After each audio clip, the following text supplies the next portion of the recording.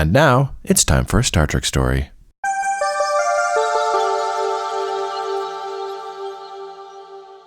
Aren, spoiler alert, we've been watching Star Trek on this podcast. I love spoilers. What? And, you know, Star Trek has a very specific, classic concept. This is basically like and the other things have done this now, certainly, but this is the, like, crew on a starship sci-fi show. Yeah. You know. And all these big sci-fi properties, they all got their thing, whether it's like, you know, the superhero thing, you know, crew on a starship. So, you know, being genre fans ourselves, being Star Trek fans, this begs the question, Aren, what makes good high concept sci-fi? I just don't know how to answer that because there's so many things that it could be, you know, and like I said, you could if the execution's great, then who cares what the concept is? I just like seeing entertaining, interesting things, and you can do that with so many weird things. So, well, I mean, that's an answer as long as it's entertaining and interesting. Because, you know, you can, I mean, high concepts are essentially what ifs. What if this, then what? Like, what if an onion popped out of the ground and had 2 legs and decided to join the human workforce? I don't know. It sounds stupid, but I'll watch it. I'll give it a shot. Why not? As long as it's interesting, yeah. But certainly not all high concepts are interesting. Like, what if there was a dinosaur theme park? That's going to be better than, inherently more interesting than an onion. But you could still do it. So. But you never know. If you get the right team behind it, there could be a world where the onion joining the workforce will leave you a bawling mess, and it changes the course of your life. And you watch Jurassic Park, and you're like, that was great. It's just dinosaurs, though, in a theme park. Yeah, so it was like, it really depends on who you are, what they do with it. But, you know, I like weird ideas. You have to take it seriously, at least in some way. Okay, taking it seriously. It's got to be entertaining, it's got to be interesting, and you got to take it seriously. Yeah. That should be a recipe for all good storytelling, but yeah. Certainly high concept storytelling. Well, yeah, you know, Star Trek likes to do some of these high concept episodes. So, yeah, I wonder if Star Trek will give us anything more to think about on today's episode of Star Trek Stories. Yay! Yes, this is episode 82, Deadlock. Yes, welcome to the show, everyone. I am your thought-provoking host, Jaron Hatch, and I am joined here by my compelling co-host, Aren Hatch. Hello. Oh, my God, just a little smug satisfaction face over there. Just, I am compelling, Jaron. the dream. We are near the end of our look at Voyager. Can you believe it, Aren? That's already flown by so fast. And this is one of like our longest chunks of the podcast. I thought it was going to go on forever. No, as TNG has taught us, all good things come to an end. How sad. We're not done yet, but yeah, we're getting close. Right near the end. Last time we watched Investigations, where our good friends Tyson and Neelix helped us figure out that there was a spy aboard Voyager, all thanks to the power of daytime starship television. On today's episode, we have a returning guest with us. Sitting in the captain's chair once again, we have the very lovely Rachel Murtagh on the show with us. Hello, Rachel. Hello, everyone. Welcome. Good to be back. First time in the captain's chair. I think you were just on the silly couch last time. But for those who are new to the show, Rachel is a good friend of all us silly Hatch siblings. And last time you were here, Rachel, we didn't actually watch Star Trek. We watched Mad Max Fury Road. Right. Yes, I love that movie. Yes, for Nerd Movies 4. I believe we were all pretty universal in our praise for that film. Still my vote for best action movie. Give me a better one. Like I said, I think it's the closest a movie has ever come to being a perfect movie. Pure perfection. Agreed. Yeah, Rachel, last time you were here, we talked a little bit about how, and I always like to ask people, like, what kind of a nerd are you? This is a very nerdy podcast we do on this show, Rachel. I always like to ask people what kind of nerd they are. And when you were here, we kind of talked a little bit about how you're just a nerd for good storytelling, whether that be books, movies, TV shows, just whatever it is. It's like, as long as it's good storytelling that I can sink my teeth, that's the most important thing for me. Yes, exactly. Yeah. I like good things, Jaron. Yes. I'm a nerd for good things. We've talked about it a little bit, Rachel, but I'm curious, because usually when we're kind of hanging out, I mean, we talk about lots of things, but I don't think we've talked too much about Star Trek. We talk about other things usually. I haven't really watched a whole lot of Star Trek as an adult. Like, I watched a lot of Voyager as a kid, but less Deep Space Nine and Enterprise, etc. But so yeah, I'm interested to see how similar thing with Princess Bride, how I experienced it as an adult and what I notice now. We randomly watched Darmok a few years ago. Remember? Came over. You're like, I want to watch a Star Trek episode. I chose Darmok. Oh, that's a good one. Oh yes, no, God, I love that episode. It's one of my faves. It really, yeah, I think it's definitely my favorite. Darmok, Angelon. It's definitely in like my top 5. Yeah, it's my favorite TNG episode. Yeah, it might be mine as well. My favorite TNG. Yeah, when it comes to, I mean, you just kind of mentioned growing up with Voyager. I always like to ask people like what their like Star Trek story is. Like, what's your relationship with Star Trek? Where does this all come from for you? Yeah, what's your little Star Trek story?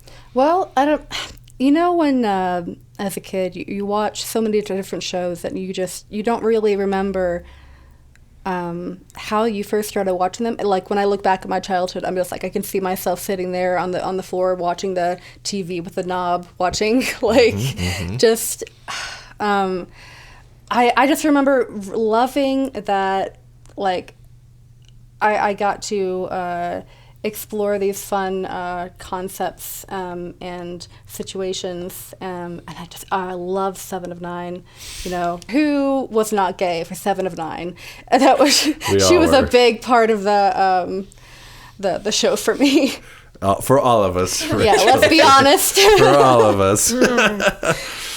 Though, ironically, we are not watching any 7 of 9 episodes in our little investigation of Voyager. Shocker. Damn shame. Damn shame.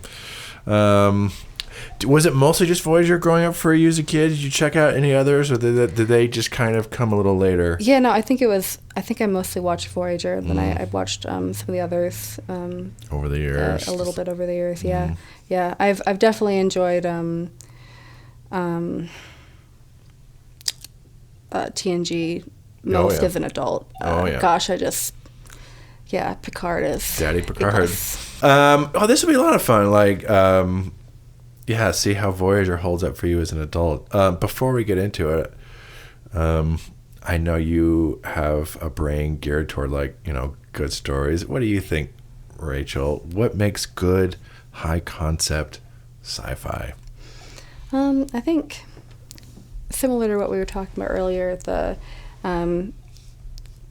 exploring concepts and all the many different ways, that seemingly improbable ways they could be structured together. I think that's a big hallmark for sci-fi is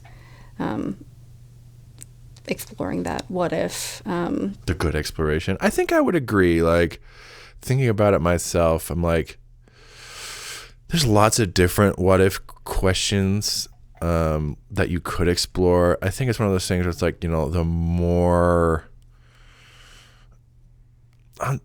I think it's one of those things where it's like if the concept itself is interesting, but also lends itself to those kind of additional, like when going back to Jurassic Park, like what if there was a dinosaur theme park? Just that in and of itself, I'm like, that's a fun idea. And that on its own is just a fun thing to explore. You can kind of imagine the fun things that come from that. But one of the things that makes watching that movie is so fun is that, they take the time to sit down and talk about like the ethical and moral implications of having a park like this. And this even just some of the character stuff that ends up like it doesn't necessarily be this, but then like Alan Grant has this whole character arc with like kids and taking care of things. He's this paleontologist. I'm like, I guess it's just one of those things where it's like if the concept itself is interesting, but also lends itself to further exploration beyond the question. Right, exactly. Like, the question suggests other things beyond just the thing itself. Exactly. The onion is slowly losing layers as it has to deal with the awful world that we live in, and eventually it's this tiny little thing. I forgot to mention earlier is not that something needs to be relatable or, have an empathetic kind of connection, but I think that's one thing that sci-fi can be really interesting to explore is being able to empathize and have an understanding with someone or a situation that seems so different, but, right. People, on the surface, like, feeling empathy with the alien, seems, I don't know, like a silly concept. You can with still ET. understand it and connect with it, and it still can feel very personal, even though it's like this crazy alien story, I think that, that feeling of connection, even across, oops. We don't see it. We get this kind of connection and stuff in the first Jurassic Park movie, but if you compare it to the Jurassic World movies, all that's gone basically. Oh, and that's when the concept it's a concept just to be a concept and nothing more. Right. I mean, because you could argue like that becomes like, it's like there's what if there was a dinosaur theme park is the first movie. And the second one, if like, I don't know, what if they actually opened that park is the question in that movie. And like, I don't, so it's just like care about that. Yeah. who cares? Yeah. So I guess what that question is and what it leads you to. Yeah, because I said that Jurassic World question is too specific, rather than the open-endedness of that first. And I question. don't think they take it seriously. No, they do not take it seriously. And they take the first one very seriously. That doesn't mean that they're over serious about it. Right, exactly. They respect, I don't know, what they're making. Yeah, you can be very serious about something without presenting it as like, hard-nosed and... Yeah. All right, yeah, good answers. I wonder if what we're going to watch today will spark anything more. Because, yes, we are watching Deadlock today on Star Trek Stories.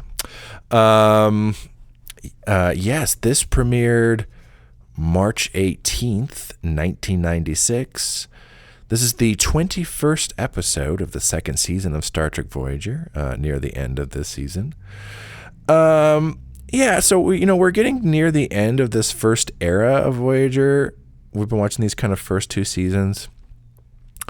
And I think with this, we're going to get a little preview of kind of where the show kind of ends up going in the future. These first couple seasons, they're a little more focused. At least they're trying to be more focused on this kind of survival stuff or survival light. In the case of Voyager, it's more about them being like lost and them trying to figure out how to do things, kind of being out on their own in the Delta Quadrant. And that, that never fully goes away. But as the show goes on, it starts to focus itself a bit more on these kind of wonky, high concept sci-fi plots. And yeah, we're definitely going to get a taste of that in this episode. It'll be interesting to see kind of how that works in this one and how we kind of feel about, this kind of episode kind of being more what Voyager is about going forward. All right, for those at home who are going to watch along with us, Star Trek Voyager is streaming on Paramount Plus. You can find it by bringing up Season 2, Episode 21, and we will be back after we watch Deadlock.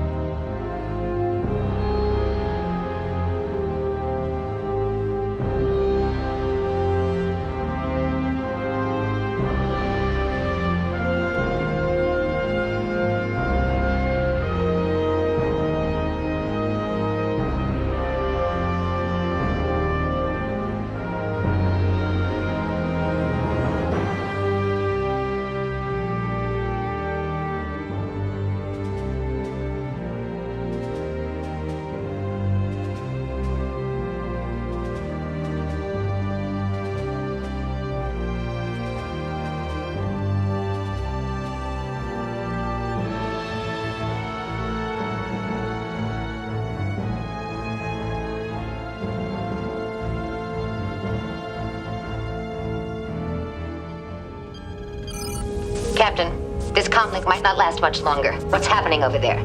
We've been boarded. The Vidians are on the verge of taking over our ship. Are they on yours? No. We don't think they can detect our ship. Captain, we can have a security detachment cross the spatial rift and board your ship within 5 minutes. No. If we do that, the Vidians might become aware of your Voyager. That would put both ships at risk. We can't just stand by and let you all be killed. I'm not about to let that happen. I'll destroy this ship. I don't suppose there's any way I can change your mind. I know how stubborn you can be. True. But there is something else I can do for you. I'm going to send Harry Kim through the rift with Ensign Wildman's baby. Somehow, it seems only fair. We'll be waiting for them. Just make me a promise, Catherine. Get your crew home. I will. I will.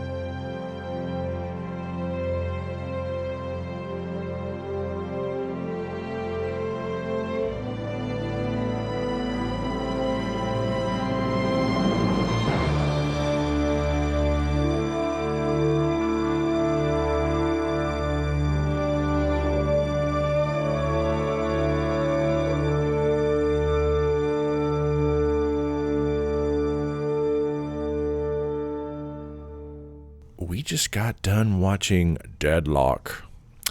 In case you have never seen this one before or didn't watch it with us, I'm going to try to explain this explain this one without technobabble.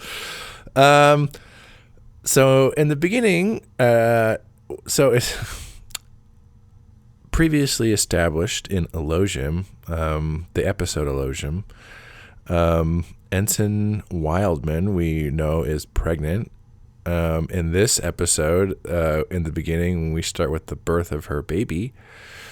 But during this, Voyager detects that they are basically entering Vidian space. We've run into the Vidians a couple of times, a malicious race of organ harvesters. So like, oh, we do not want to deal with this. So they're like, well, I don't know how they described it. There's like a plasma flare or something. They're like, hey, I think we can fly through this, Captain, and they won't be able to detect us. Do it. They fly through it. They get mostly through it, but then suddenly the ship like comes to a halt, and they're rapidly losing power. They're losing their antimatter supply, which is what fuels the warp core, the warp engines. Lieutenant Torres comes up with the idea, or maybe it's Captain Janeway. It's like, let's fire some proton bursts, and we should be able to collect some antimatter that way, and that should keep the warp core going. But before they have a chance to do that, suddenly their ship is getting rocked with these explosions, and they're like, "Oh my God, it's proton bursts." Long story short, what has happened is that as they flew through this plasma flare, it caused a quantum event that basically caused two duplicate Voyagers to form, existing in the same space-time. And then once one started firing these proton bursts to like try to get their power, it started damaging the other one. So we start with following this Voyager that is getting completely damaged and destroyed. Ensign Wildman loses her baby. Harry Kim dies. He gets blown out into space. But then suddenly we are just on another Voyager where everything is fine. And we're like, what is going on? Both crews are able to figure out that there is this situation that's going on. They are able to communicate with each other, and they start trying to work on how to kind of, I don't know, put the ships back together, resync the ships or whatever.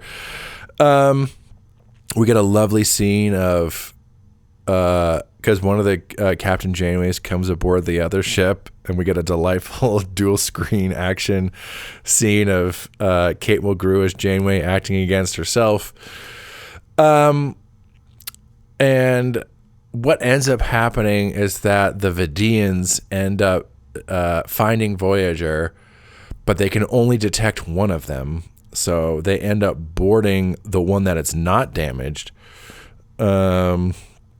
And they start just taking over the ship and organ harvesting people. That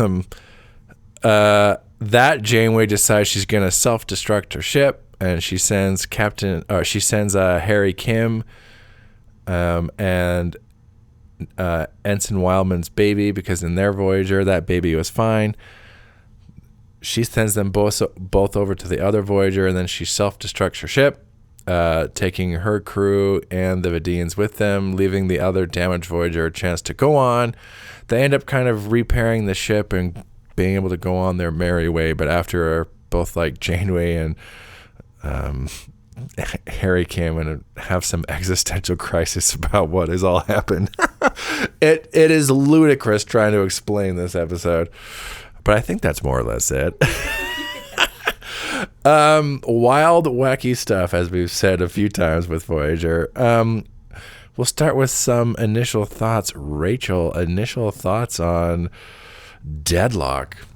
Yeah, what a stressful episode. My God. As I told y'all while we were watching it, I was like, I swear I've seen this as a kid. And I just misremembered the problem as being like a split time issue, like a parallel universes, when it wasn't really, it was a weird niche space. It's a space thing. Issue. Yeah. But yeah, so that was weird, being like, I have a vague recollection of something happening, and like, but this is actually one of the kinds of episodes that I do enjoy when shows explore that kind of those like moral questions of like this like really weird experience. Like, what do you do when it seems like you can't do the best thing? No. It's like, how can you do the least harm in this situation, which is really tough. It's all bad in this episode. Stressful. One gets completely like damaged, and the other is fine for a bit, but then they get boarded by the Vidians, and it's like, wow, this is just a bad situation all around. Yeah, and the Vidians creepy. Like, it's not like they're like, the Borg where they come in and like it. They're so casual about coming in. They're just like, let's just put this person to sleep, and then harvest their organs. Like what? Like, just so calm about it. Just creepy. They're shooting people with their little guns, and then they use those same devices to start scanning people to prepare them for organ harvesting. It's like, ugh. Yeah, no. Yeah. God. Very stressful. Like, this is one of the ones that just gets going pretty quick and does not let up. It went by so fast. Yeah. Because, like, the pace, like, after the cold open, like, the pace was just...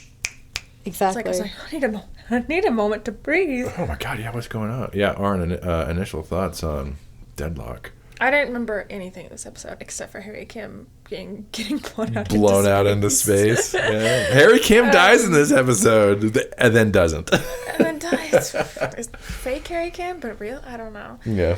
And yeah, no. Gosh, okay. Tanner mentioned he came in just absurd amounts of techno babble. My god, the whole like half the script is just them being like, let's do the lock, well, the phase and the frequencies and I can't even come up with the words that are coming.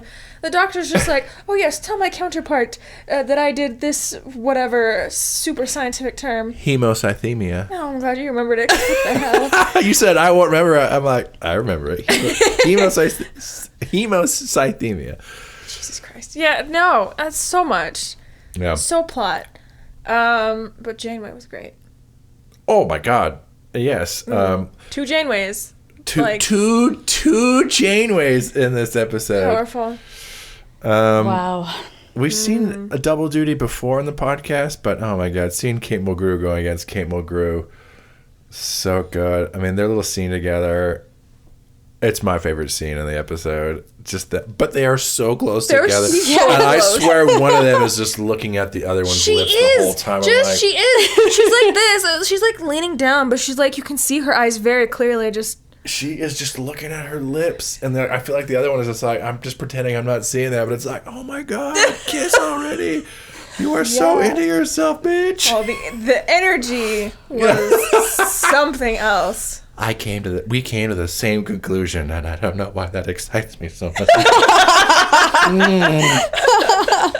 Yeah, I was like, when I saw how close they were together on the frame, I was like, well, they have to stay in the same frame. But I was like, but that close? Yes. You know what? Looking at the way they're interacting, that was definitely necessary.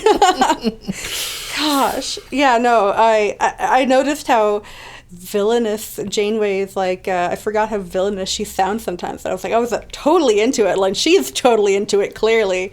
Oh, it was so fun. Yeah, when you see her going against herself, it really brings it out. It makes it's like, oh, She was oh playing my gosh. like good Janeway, bad Janeway against herself, like wild. And you're right, she can't, like, we haven't gotten too much into some of the, like, especially in some of the, as the show goes on, like, Janeway can just be, you don't know, she is the most unpredictable wild card of all the captains, and I don't know how intentional it is on the writer's part. But man, like, when she gets in her kind of scary mode, you're just kind of like, oh my god, you are a little too excited and ready to so both Janeways all end up like I'm going to self-destruct my ship. I suppose I can't tug you out of it. You know you can't. I've been waiting. You know how much we've been waiting to self-destruct our ship. It's like, oh my god, you are insane. And even when they're just talking over the screens to each other, especially at the end, I'm just like, oh my gosh, this girl, this energy is just off the charts. Yes. What is going on here? The vibes are fucked. Wow. Oh my, I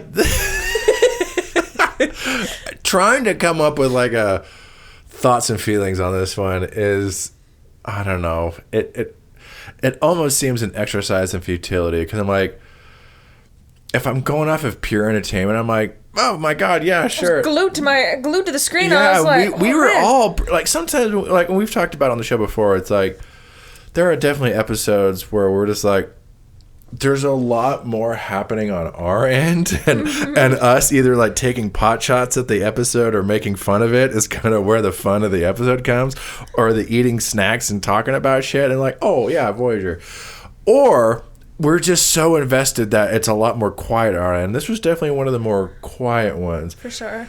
But sometimes it's because it's like there are a lot of a few weeks ago we watched Meld with Suter, and we were all pretty locked in, but that's a lot more like emotional and character focused. This one was just It's like, what? So much crap is happening. We're like, oh my God, like the ship's blowing up and there's babies being born and Vidians are harvesting organs off of everyone and there's 2 Janeways. We weren't even that far into it, and Rachel's like, oh my God, what is going on? This is awful. How are we going to get out of this? And we're in Act 1 of the episode. What are we going to do? And that's what struck me when I was like, I don't know that I remember exactly this episode, but I remembered watching it. I remembered, like a kind of a vague recollection of a moral dilemma. And that's what I was thinking when we started. One, just the fact that we started with like the birth of a baby and everyone was like, everything was going chill, and you're like, but something's has to go wrong. And that's like, even if I had never seen or heard of Star Trek, I would have been, if I had just passed by and be like, oh, what are you watching? I would have immediately sat down and not been able to leave, because not only is so much, it's one thing for so many things to be going on at once, but this was a progression of stakes. So quickly. Progression of how bad can it get? And then the question of how can they possibly get out of this, especially once it gets so bad that you've got Harry Kim flying out in space. Once it gets that bad, as a viewer, okay, they're gonna have to do a reset on this. Oh yeah, because there's no either that it's a unless that's a thing that just happens, sometimes, but that horrifically, it has to be reset somehow. Wow. Spoiler alert, this is not the first time, or this is not the last time Voyager hits the reset button on crazy stage. You kind of have to, if it, when you're out in space, you have to have a situation where, this stuff goes wrong because you're out in space and there's no one here to help you. Yeah. You have to, hit that part at some point, at least a couple of times. God. Yeah, it's hard for me to come up this is definitely a very entertaining episode. We've mentioned a few times, Aren, on the show that sometimes the show gets bogged down by technobabble, and there was definitely the middle chunk of this and there's so much technobabble happening, and so much of the episode becomes about technobabble trying to solve the plot rather than addressing character stuff. I'm like, and this is maybe that cranked up to a 10 or 11, but I don't mind it as much in this one. Because the whole episode is insane. So it's you don't have time to be super annoyed with it because you're too busy just going, what is going on? Yeah, if I'm going to give this episode the props, I'm the pacing in this is so on point, because they don't give you time to sit and think about anything. It's oh my God, so many things are just happening.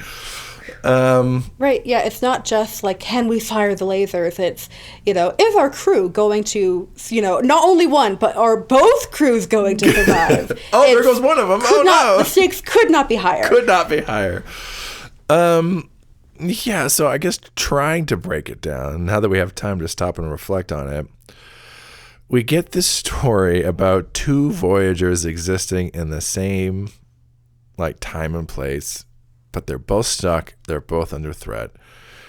What do you guys think? What's our feeling on this? This is our big high concept of the week. It's 2 Voyagers stuck in the same place trying to figure out a way to get out. What's our feeling on this idea? Is it executed well? What works or what doesn't work about this whole setup? I think it's fun. Yeah. And I think I liked the idea that they basically killed 2 of the characters, and then they had to have the alternate versions come to the other ship. Yeah. So it's but that's there forever. I'm sure that everyone's forgotten it by the next episode, but it's I don't think they ever talk about it ever again. But it's just Naomi Wildman, Harry Kim, you're from the other Voyager. What's the real Voyager? There isn't one. Is there one? I don't know. And so it's fun. It's too bad that it's forgotten, because it's what the heck? It's just Kim, take the baby and go. It's just it's I guess you're my crew, but you're not. I don't know. I don't know. It's all kind of weird. I think it's a fun. We're Starfleet officers, Mr. Kim. Weird part of the job. This though, girl, I did not sign up for this. She's so casual. And that's literally the note the episode has. And she's so casual and flippant. I'm like, that whole other crew died. And this is the existential crisis. It's part of the job. It's like, this is my baby, but it's not my baby, but it is. But it's just like, the ship is suddenly fine. It's like, 3 days, we're fine. What, girl? That's one thing I'm like, y'all were the ship was destroyed. They covered that. They fixed that pretty quickly. It's been 3 days and everything is mostly perfect. Yeah, like, it's how absurd. did y'all... It's absurd. Your hair is back in order. Like, everything's clean. How did y'all, like... So many of y'all were injured. What... So, fun concept.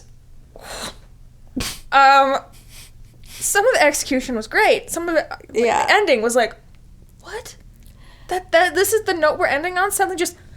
Yes. It's all great. It's all great. Yeah. What? I will say, I think, I'm going to see if I can figure out how to explain this, but I liked the kind of switch that they did at the end, where it's one thing to say, well, the answer of what to do is easy. You pick the ship that has the best chance of survival. And from a practical standpoint, that makes sense, but that's not, humans...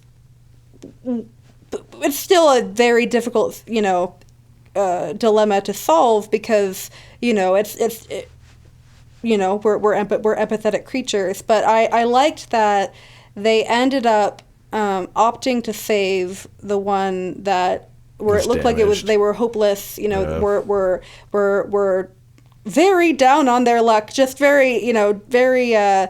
Their chances weren't great, but even though the others were technically literally more abled, the show decided to say, you know what, no, just because, one of these is, they could have ended it that way without introducing the organ harvesting aliens, but I think and the way they were trying to do, I think maybe they were, they put in that kind of moral thing of your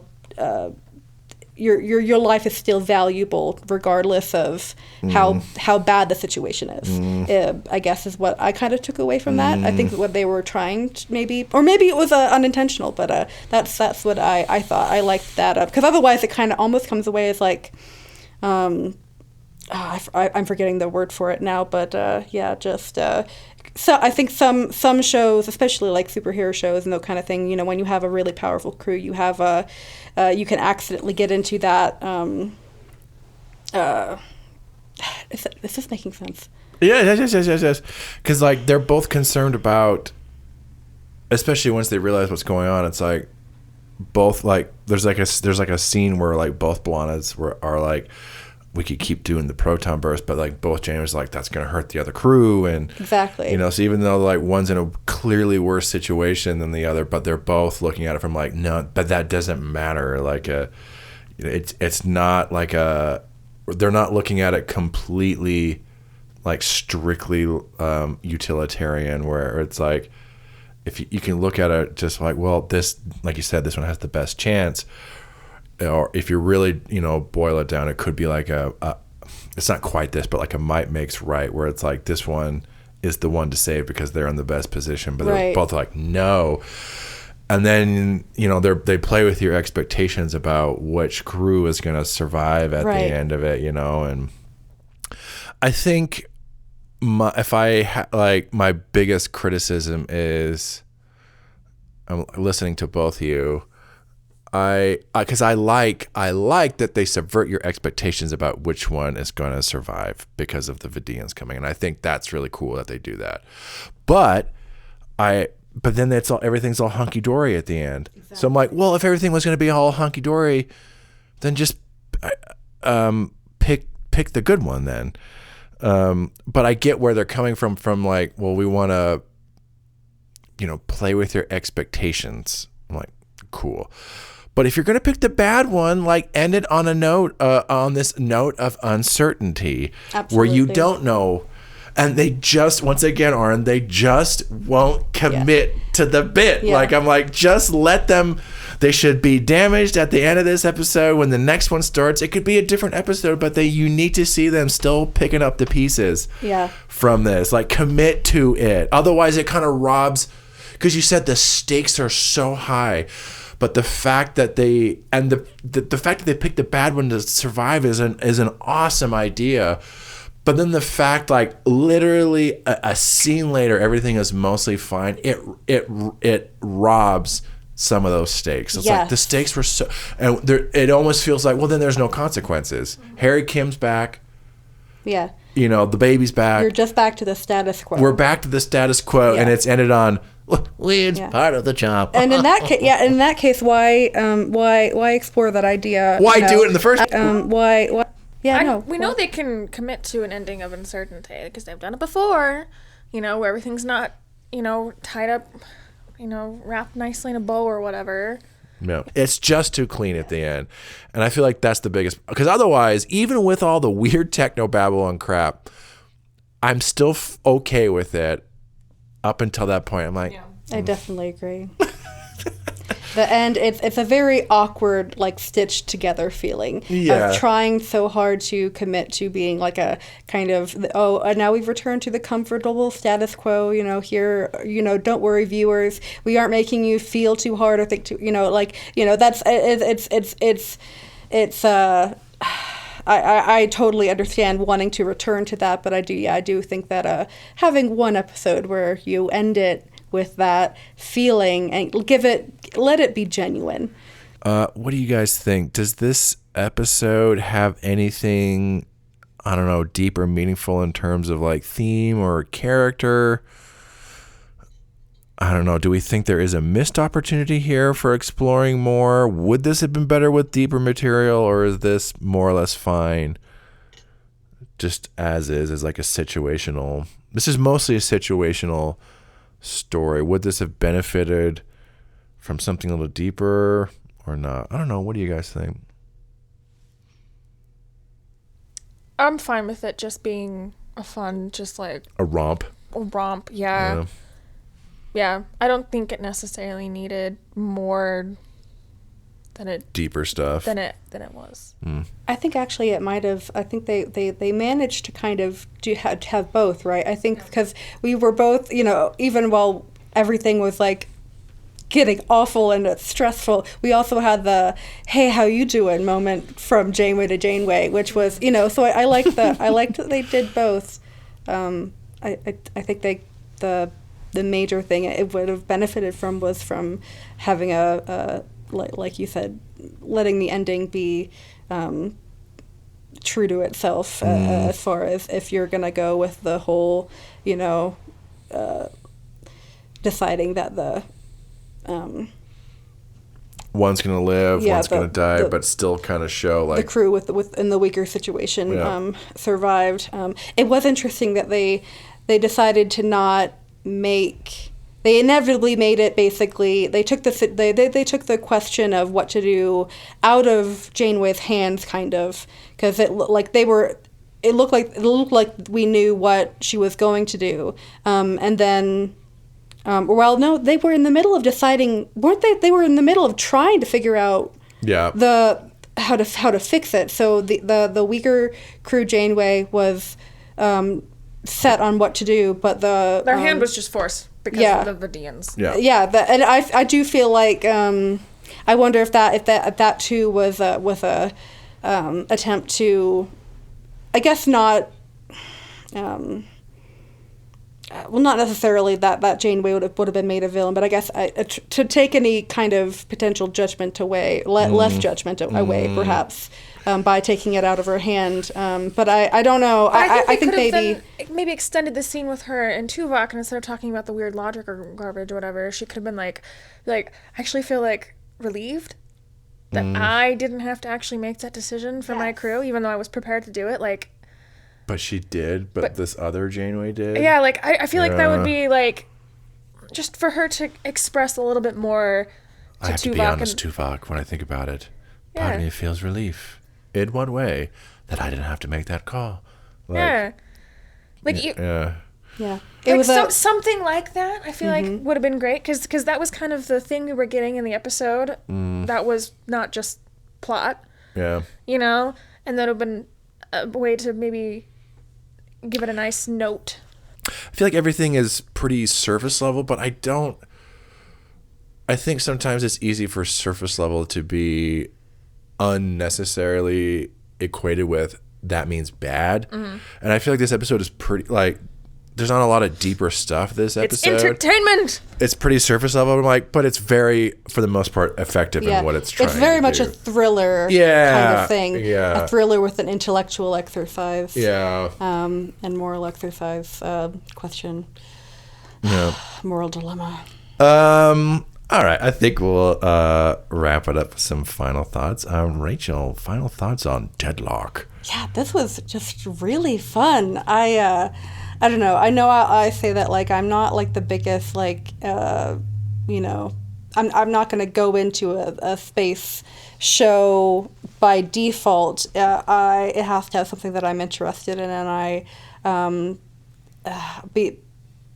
between the thriller the thriller, you know, feeling the whole time, the fascinating moral dilemma, and you know, I think, as I said earlier, like, I don't quite remember all these characters from watching these episodes as a kid, but as an adult, being refamiliarizing myself with it, the whole time I was really feeling for each of those characters. It's almost like a trauma bond moment with these really terrible, like, you don't have to know, like, anyone's backstory. You just have to be like, you can tell that these people, this thing matters to them a lot. Yeah. And the stakes are high right now. So immediately gripping, really fun. Just, yeah, it was a great time. I think we've talked about on the show, Aren, but, like, despite any flaws the show has, like, the cast is great. They're all dialed in. Not necessarily the characters always, but the cast. Like, it's like it's really easy to get caught up and invested in, because, like, they're all just so instantly, like, likable, and you want to just, like, oh, come on, guys, yeah, like you say. Also, it's funny because we've had a couple people on the show say, like, oh my God, like, I think there are some of us in a certain age bracket where it's like, because we've had a couple of people who were like, I didn't think I had ever seen Voyager, but like, now that I'm watching, I'm like, oh, I do remember this show, and I do remember these characters. I'm like, yeah, oh yeah, memory unlock. I remember these guys. I am here for them. So adorable. Yeah, Voyager is that kind of one that I think if you're in a certain age bracket, you forget that this is actually a nostalgic show. It's like, oh yeah, the Voyager guys. Definitely. Yeah, no, and that was the other thing, that the acting was actually, was really great. The really good actors make you immediately get your attention and make you care. You know, we could have had, if they were of a lesser caliber, you know, you wouldn't have been sold nearly as well. No, they're doing a lot of heavy lifting, and like you said, I mean, like, oh my God, Janeway is so gay for herself. Like, love it. I am on board. I am invested. I'm surprised. I do not remember being totally gay for Janeway when I watched this, you know, for the first time. But now as an adult, I'm like, Janeway, all right, like. Oh God, wait until you start revisiting some of the Janeway stuff. I guess I only had some eyes of their scenes together. You're like, I only had eyes for 7 of 9, but no, Janeway, I'm like, yeah. Oh my, things get a little hot and heavy between those two. My goodness. Aren, final thoughts on Deadlock. I can't believe that I did not remember this episode because it was crazy. And yeah. I was riveted. Yeah. I would just, girl, just what is going on? There's like, I have this emoji on Discord. It's just SpongeBob going, like, just so beyond shocked. That was me. Because I was like, oh my God. Yeah. It just keeps going up and up and up and up and up. It's like, when does it end? Yep. With self-destruct. Yeah, I would agree. I think this is one of the better ones we watched. Not the best. There's been some better ones and some of the more like emotional. Just from an entertainment standpoint. But from the entertainment, the pay. Once again, shout out to David Livingston. But the pacing is so on. This might be the best pacing in any of them. It was so good. Boom, boom. This went by so fucking fast. It went by so fast. So fucking fast. And we were all just like, oh my God. Yeah, it's like, let me breathe for a second. Jeez. Oh my God. This is definitely one of the better ones, and certainly one of the most entertaining, if not the most entertaining. Not the best, but maybe the most entertaining one we watched. All right. I think we'll wrap it up. Rachel, thank you so much for coming on and watching Deadlock with us. I'm glad we got to have a fun little blast from the past. Was this a good Voyager revisit blast from your past? Yes, definitely. It's no wonder this episode was lodged deep in my head. That was probably, if I'd watched this as a kid, that was probably the very first time I'd been exposed to one of these kinds of moral concepts. So what do you do? What? Oh my God! Love it. Super fun. All right, everyone at home, thank you so much for listening. We hope you enjoyed our coverage of the episode, if not the episode itself. Next time, we are going to be beginning our 2-part finale of our look at Voyager. Oh no! Oh no! We are going to be watching Basics Part 1. This is going to be the Season 2 finale of Voyager, an appropriate way to wrap up our look at the early years of Voyager.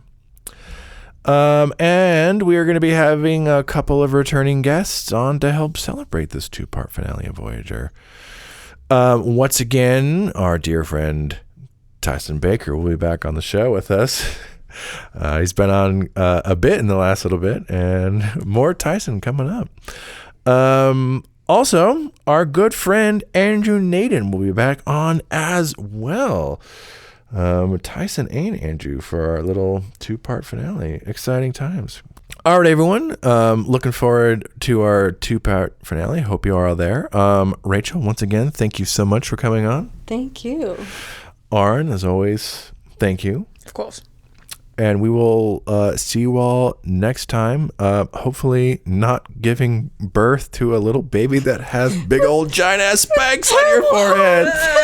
Oh my God! This is the scariest thing in the episode. This is a rare complication. Rare? How those are giant ass spikes on that baby. It's caught in the uterus. This never happens. What? Nonsense. Yeah. Hopefully, of all the things in this episode, that's the worst.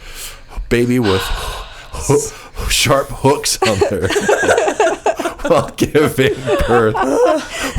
Oh, it's a rare complication. Who could have imagined? Yeah, hopefully that's not happening to you next time. All right, goodbye, everyone. Bye. Bye.